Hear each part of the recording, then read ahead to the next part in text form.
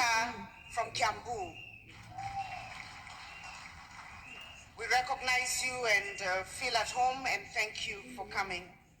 Your Excellency, I know time is gone, and I will be very brief. Excellency Governors, Cabinet Secretaries, Ambassadors, Honorable Members of Parliament, Majority Leader of Parliament, members of the Diplomatic Corps, private sector, civil society, all the distinguished guests, ladies and gentlemen, good morning again.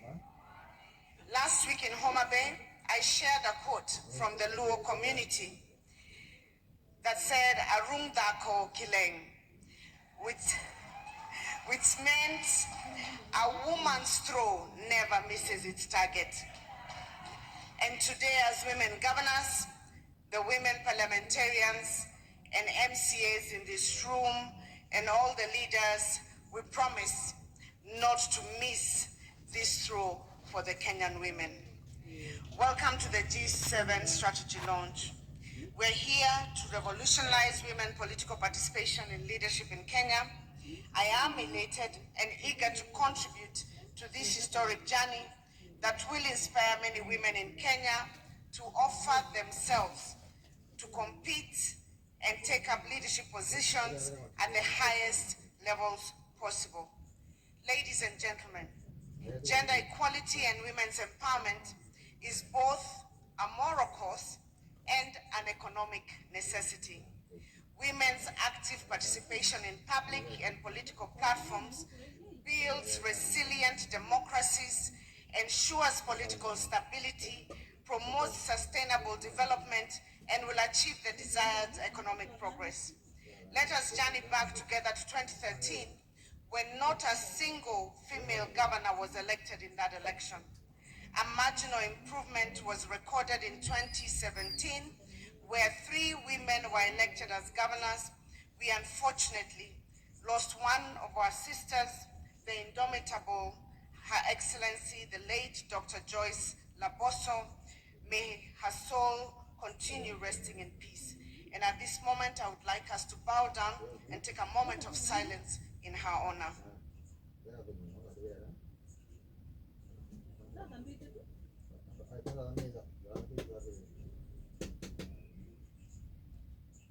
Thank you. Today, the G7 reflects progress in women's political leadership as CEOs of county governments.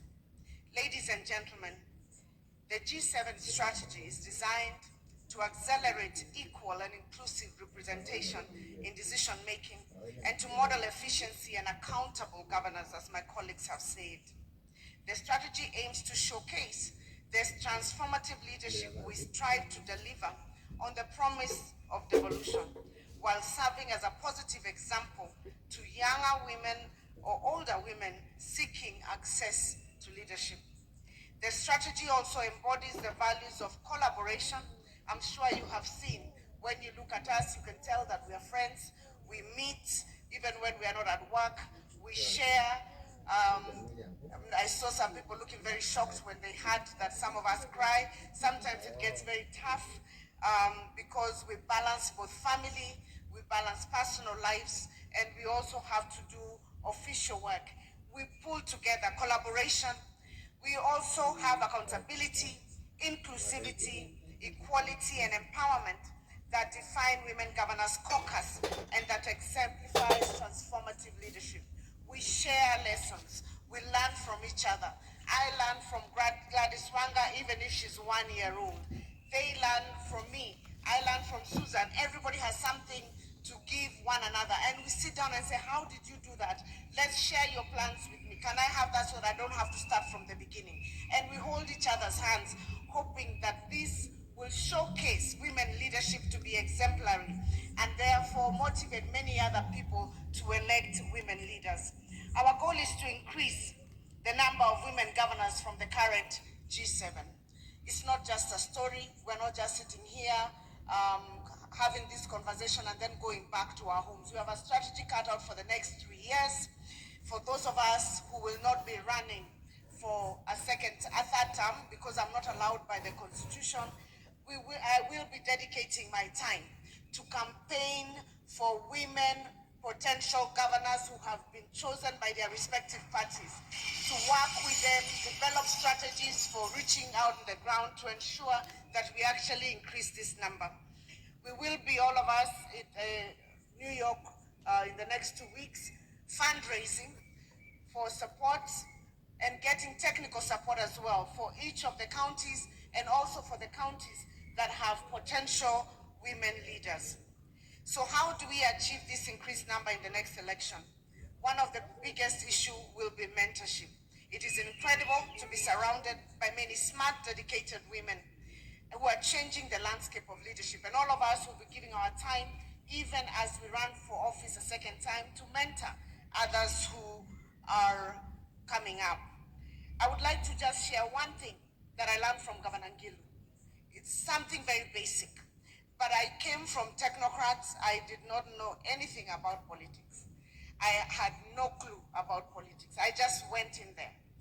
And I remember when we were going around campaigning for women and two-thirds gender, one day we were in Kakamega, I think, and we were sitting, and of course, because I was amongst the youngest politicians, so to speak, I was still very conscious, and I think even Wanga was there. We were trying to find seats, and I had managed to find a seat because I came very early. Being a technocrat, you know, you're told 8, you are 8 seated. So I had a seat, but some other men came, big men, powerful men. And so I was very intimidated, and I was a governor, mind you. I stood up to give a seat to a man. I'll never forget Governor Ngilu. She dragged me back down and told me, never ever give up your seat for a man.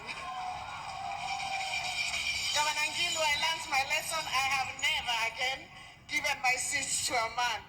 So one lesson I learned from Ngilu, very basic. She told me, never ever. How can you do that? You know? And I realized I'm a leader, an equal leader, just like the rest of them.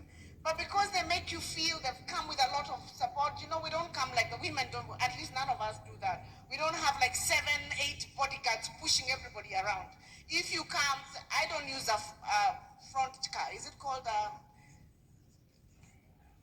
lead car and sirens? And I don't think any of the women governors do those things. So it's very easily that when the others who come, we can easily intimidate you, even when you're at peer level. But we are saying we want to show a different kind of leadership. We want to show a leadership that has an impact on the ground. We want to show why devolution actually happened, that women can lead and can deliver. And this is not a threat to the men. For me, who is the chair of the council, they know I beseech the second-term governors.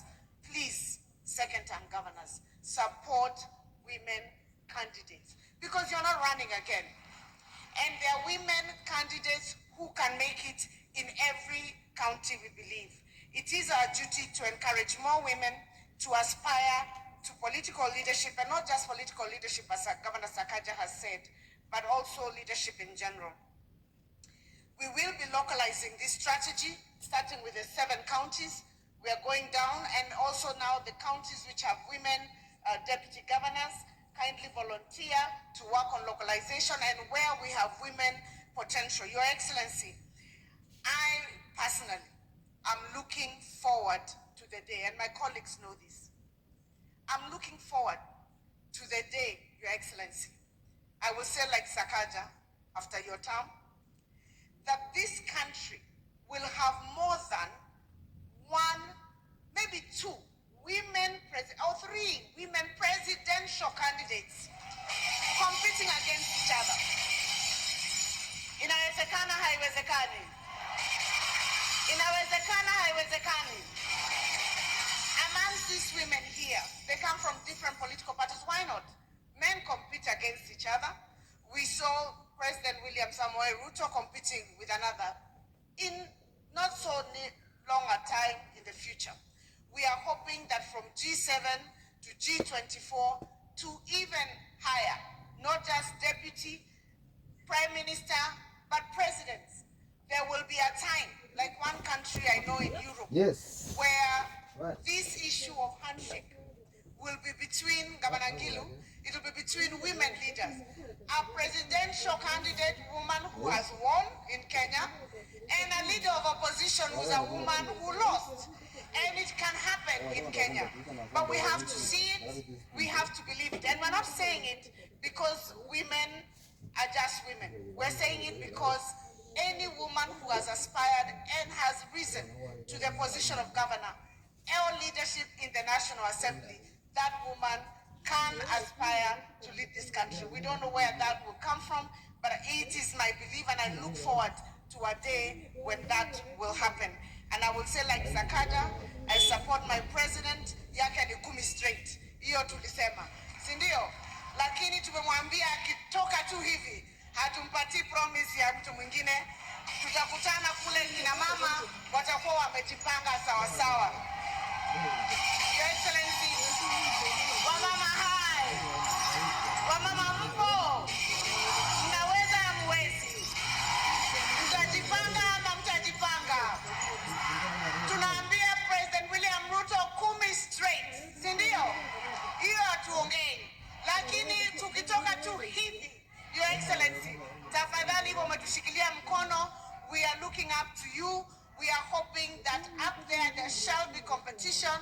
Many of these women will present themselves, and may the best woman at that time win. Your Excellency, ladies and gentlemen, as I conclude, I leave you with the contemplative words of trailblazer Margaret Mead. She said this. She said, "Never doubt that a small group of thoughtful, committed citizens can change the world. Never doubt.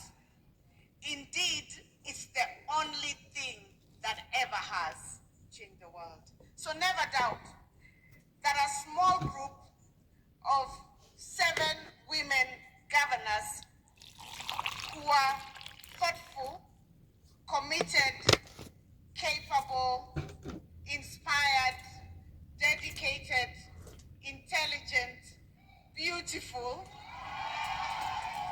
hardworking, and an example and role model to many, never doubt that those 7 female governors can change the Republic of Kenya and indeed the world. As you've heard, indeed, it's the only thing that ever has. May those who participate in the advancement of women in leadership agenda and the G7 members transform this nation. Asanteni sana.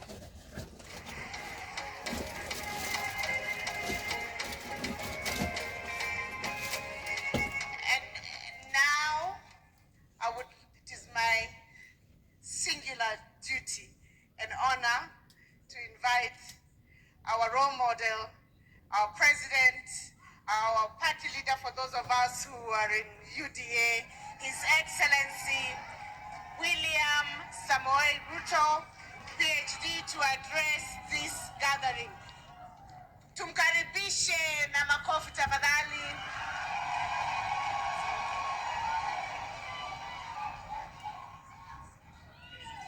Tafadhali tuketi. Asanteni sana. Thank you very much. Thank you very much. Your Excellencies, governors who are present here, led by the Chair of the Council of Governors, Madam Anne Waiguru, CS Aisha Jumwa, Principal Secretaries present here, and women leaders, good morning. I'm Jambo. It is a wonderful morning for us, and for me specifically, to be here this morning to participate in this very important event. Our nation's quest for prosperity has been hampered by fundamental inclusivity deficit, which is a consequence of chronic unresolved marginalization on regional, ethnic, socioeconomic, and gender basis. We have resolved as a people to implement a bottom-up economic transformation agenda, not only to address these shortcomings, but also to build a nationwide, all of society, multidisciplinary, multi-sectoral, grassroots to capital coalition of Kenya's women and men, both young and old, and of all walks of life, to make up for lost time and to deliver shared prosperity within our generation. And that is why I purposely came for this event, because it speaks to the heart of what we need to do together as a people. Kenya has been making steady progress in many sectors for many decades now. However, the rate of progress has always remained behind the levels of poverty and inequality, making sustainable development and inclusive growth an elusive target for the majority. There are a number of underlying structural causes of this state of affairs. The least appreciated of these structural hindrances is almost the most obvious. As a nation, we do not have all hands on deck, and for 6 decades have locked a significant part of our population from contributing to and benefiting from economic growth and national development. As a result, the opportunities we have denied ourselves are vast. The cost of this persistent and systemic omission is huge, and the negative impact on the people, especially the most vulnerable, is immense. It is clear that a truly inclusive economy would be at least twice as productive, meaning that we would have exceeded our most ambitious development projections long time ago. We can accelerate our progress to become an industrialized, high-income economy by radically enhancing the inclusion and participation of women in leadership. And speaking about women and participation in our country, even when we speak even about politics alone, despite that we have few women elected, majority of voters in Kenya are women.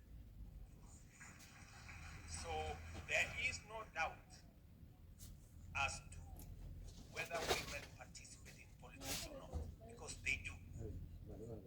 But now it is time for us to move it a notch higher, that women should not only participate in terms of being voters, they should participate in terms of being candidates and in being elected as leaders.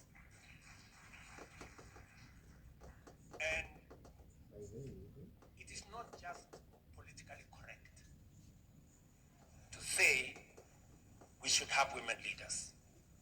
It is the constitutional thing to do, and it is the moral imperative that we must aspire to achieve. And therefore, when I was requested by these great ladies to participate in this launch of G7, the great 7 women governor leaders in Kenya, I thought it was a good place for me to come and ask us as a nation to recognize the participation of women. And none of us, no man, however prejudiced they are, did not come from a womb of a mother. We may be whatever we are, we may be strong, we may be opinionated, we may even have issues of prejudice. But the basic fact is that we were born by women. So just that recognition alone should give us the courage and the inspiration to support women in Kenya. And therefore, I have listened to the women leaders from my side of the political divide, and they have given an account and almost reduced this function to a function of UDA and Kenya Kwanza. But it is because they know that it takes courage, it takes a lot of support to get matters gender appreciated by our society now. But let me encourage you that what women governors are doing, they are doing more campaign than any campaign can be done. In the good job they are doing in their counties, they are not only inspiring other women to be leaders, but they are making it easier for the country to elect women the next time round. So, Your Excellencies, governors who are women in our midst, you owe it to the women of Kenya to shine. Because in your shining, you encourage the country to vote for more women. And I am very proud of these women, great leaders. Anne Waiguru seated here. My dear sister says, Barire who is here, Gladys Wanga, Susan Kehika, Fatuma Achani, and Kawira Mwangaza, and of course Wabinya Ndeti. These women, and allow me to say that, have demonstrated great integrity, understanding of what they need to do. And I have always gone out of my way to facilitate them, to support them whenever I can. And I want to promise that that is going to continue. That is going to continue. I know that some of the accounts they have given. Let me say three things. Number one, women are very reliable. When I ran into political turbulence as deputy president, more women stood by me than men in my team. And that is a fact.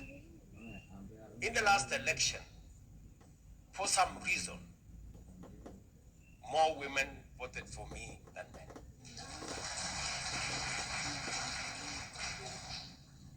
And therefore, supporting women is the easiest thing for me. Of course, apart from the fact that in my family, I have more women family members than men. But I know sometimes I have, whenever I speak to the leaders in my corner, sometimes I in the process of mentorship, you have to tell them some hard facts. I remember Susan, one time I called her and I told her, listen, Susan, I am listening to you and you are not persuasive. You know? I want you to rehearse your text. Don't leave home before you know what you're going to say in a political rally. You know, even if it means you have to cram 3 things. Say something about agriculture. I had to take her through lessons, this girl, because I really wanted her to succeed. And forgive me, Susan, I was hard sometimes on you. Another time I called her and I told her, I don't want to see you in Nairobi. You must go and sit at the village. You know, those things of rubbers, I told her she must put on rubbers. And sometimes I know women, they want to look beautiful, they want to put on a skirt that is. So these ones, I told them, look, this is not the time to look beautiful. You know, put on a long dress because this place is chaotic. You know, put on a long dress, put on whatever those things they say, I don't want to say. And it was all because we wanted to succeed, right? I must also say that the women have also changed my perspective. Let me give you 2 examples. Anne Waiguru, when we had a time in our politics, in the side of the politics we were. And it was time to make very difficult decisions, whether to go this way or to remain that way.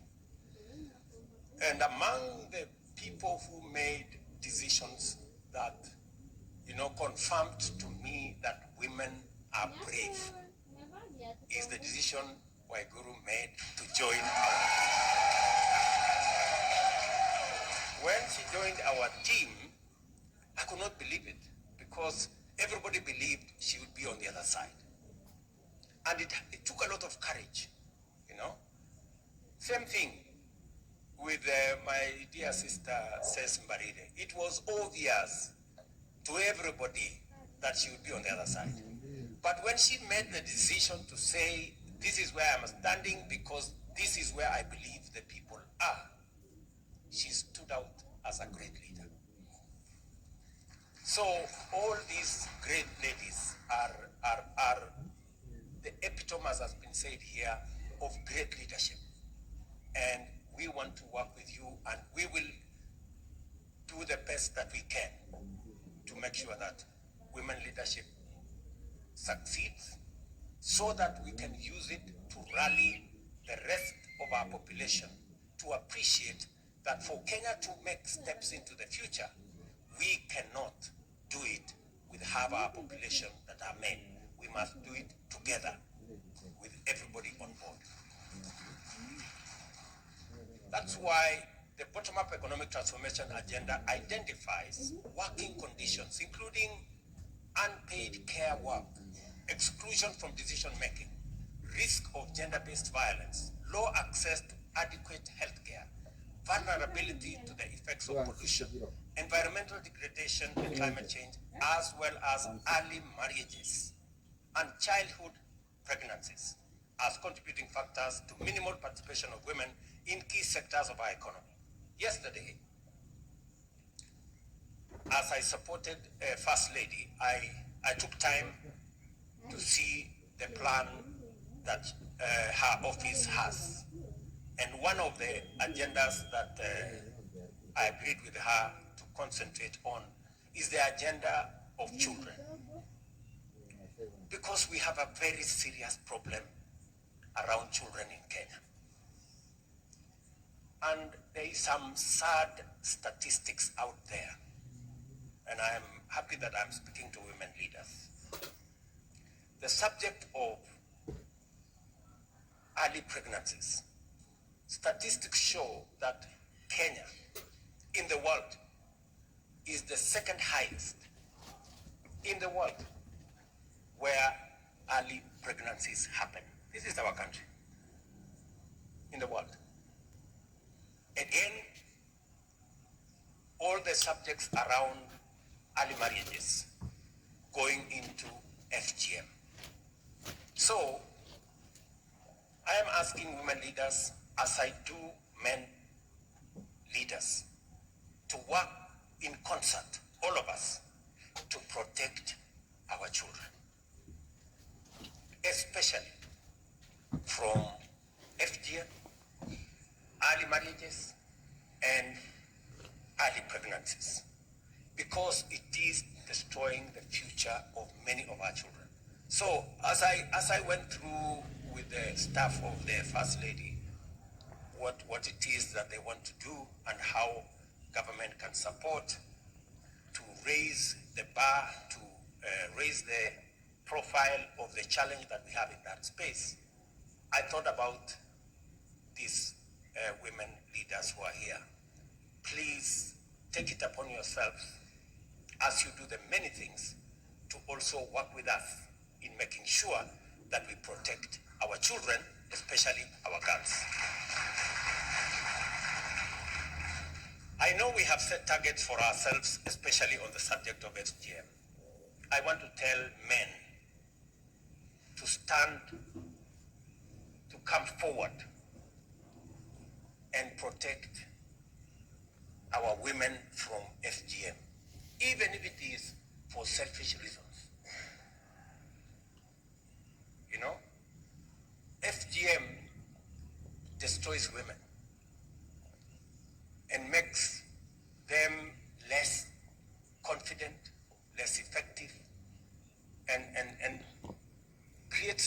challenges around it. Men should know, in fact, men should be champions against FGM. Because you know what it is. FGM destroys everything that would be good in a woman.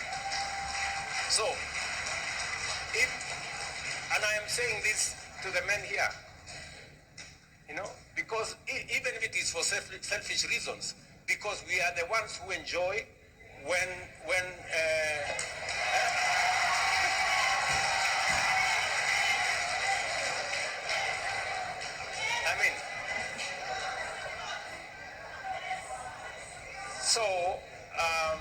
and especially the women who come from the counties that have prevalence of this challenge, please, let's go out of our way. And therefore, we made a commitment to the people of Kenya to accelerate interventions to actualize the constitutional gender inclusion threshold and pursue radical imaginative strategies towards this end, and to significantly enhance financial inclusion of women, among other efforts. And let me say this. When I did a memorandum to Parliament, I did not do it for political correctness. It is because I had made a commitment to the women in Kenya Kwanza that we would finally do something about this 2/3 gender rule. And it has been a back and forth for now over 10 years. I want to commit to the women of Kenya that this time round, we will make sure that the 2/3 gender rule is attained.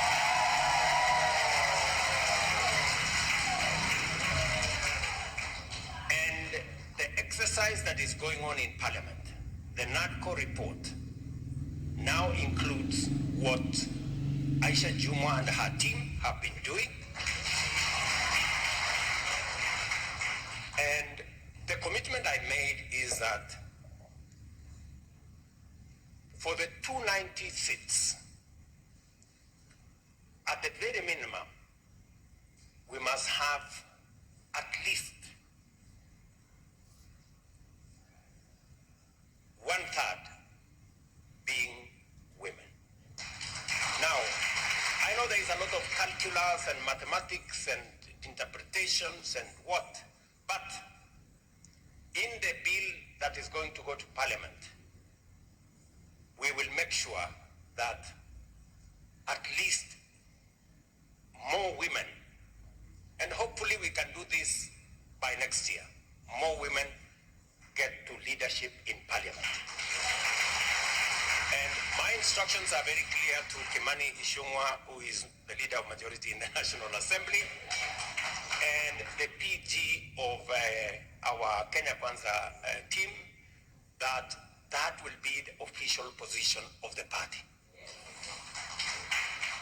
And we have talked to many leaders, especially men. And I can tell you, ladies, for the first time, I see that men are committed to making sure that this time round, we succeed in actualizing the 2/3 gender rule in the frame that we have set. And I want to ask women leaders, I know you may want higher numbers, but we can do it, we can do it progressively. Let us get what we think is attainable now. You guys know what you need to do. We can then take it to the next level, and then take the next level, and finally get it to 50-50. Let me also say the following. Cecily Mbarire is the chair of UDA, not by default. It is deliberate and it is intentional. And one of the assignments she has is that we must, as a party, lead from the front, and we must make it in the rules Madam Cecily Marine, that when Rigiji and myself tukifika hapo mbele na tumepangana, tumekubaliana vile itaenda, we must also agree that going forward, if a man is a candidate for president in our party, the woman must be the runner.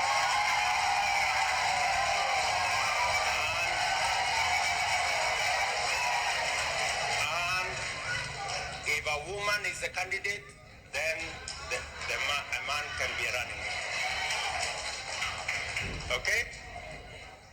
And we must also cascade it down to the governors. So, and we must be intentional and deliberate about it, otherwise it will never happen.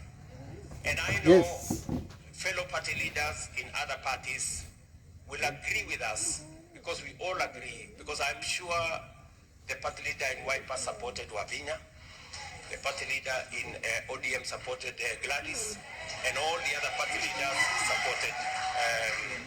supported their women candidates. So we will do this not because we want to do anything against men, but we want to balance so that we all move together. And Madam says, as you undertake that exercise, you will have my 100% support. And I know Governor Sakaja and my good friend Kimani Ichung'wah will also be supportive of that exercise. Much progress has been made, especially with regard to financial inclusion, with women remaining consistent in the uptake of various financial inclusion facilities and affirmative action funds. Out of the 21 million Kenyans who have borrowed from the Hustler Fund today, 10.1 million are women, constituting 48% of the fund's beneficiaries.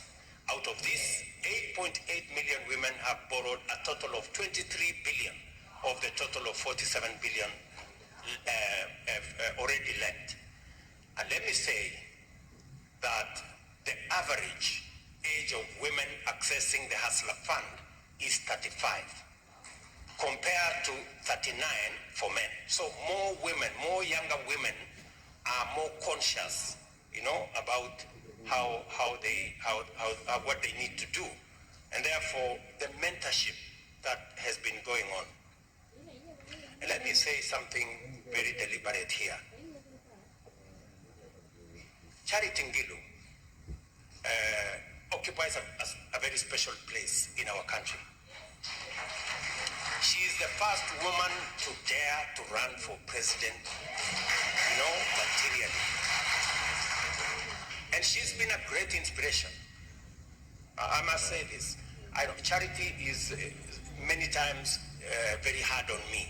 But I must say this about her, that she is a great inspiration to many women, not in her party, to many women across Kenya. Her daring spirit. Please, the mentorship that Charity gave you, please mentor others by demonstrating great leadership going into the future. And we are going to stand together to work with you. The last election proved to be a transformational watershed in women's participation in political leadership. As a result, the number of women in each category of elective leadership grew, with the greatest leap being in the number of counties which elected female governors. Kwale here, Fatuma Chani, Machakos there, Wavinya Ndeti, Kirinyaga, Anne Waiguru, Embu, Cecily Mbarire, Meru, Kawira Mwangaza, Nakuru, Susan Kehika, and of course, Homa Bay, our Gladys one.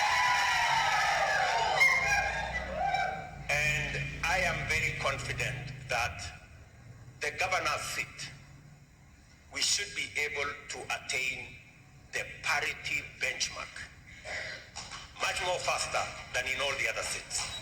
And therefore, I support, because it is true, these women governors have demonstrated great leadership.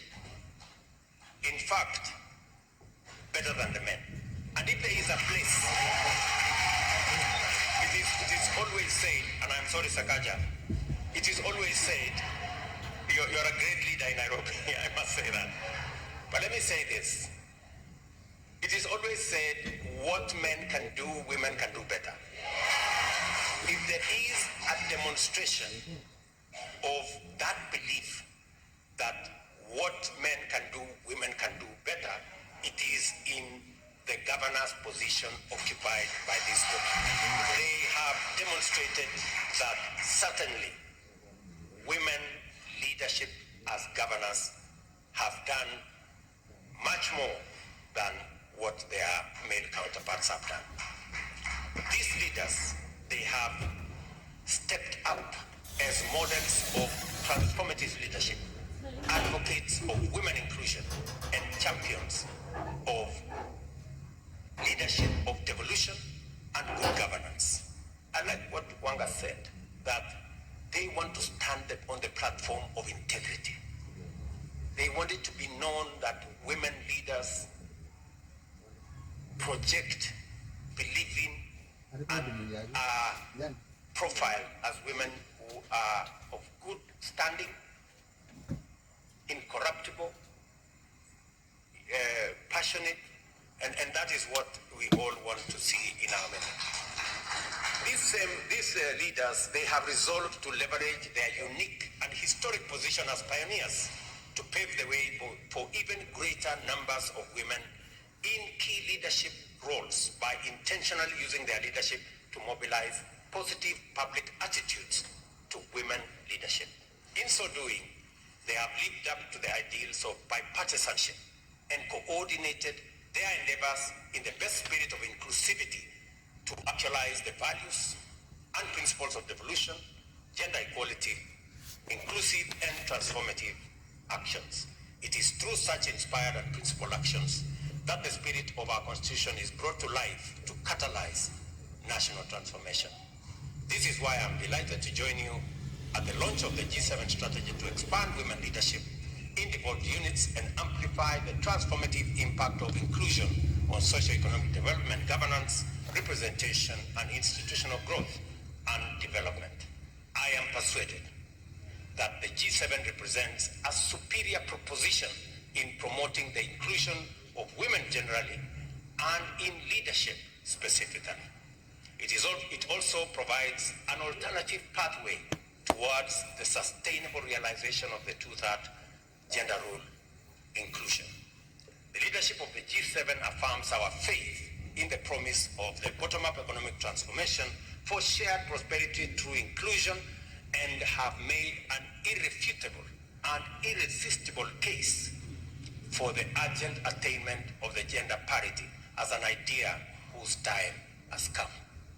I am very proud to associate myself with the G7 strategy for the Women Governors Caucus and